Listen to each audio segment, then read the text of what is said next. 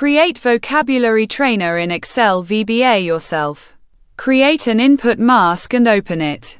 Right-click on the first sheet tab and select View Code. In the VBA editor, select User Form from the Insert menu. It will be created automatically.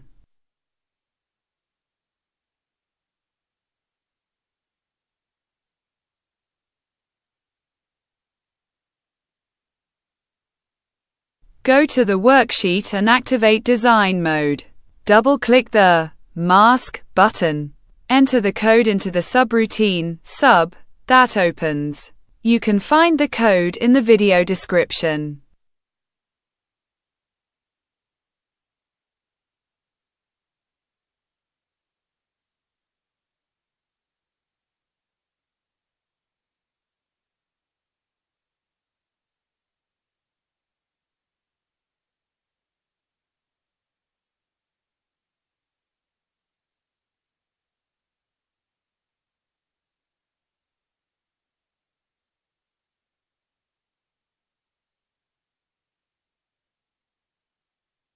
Switch to the worksheet and turn off design mode.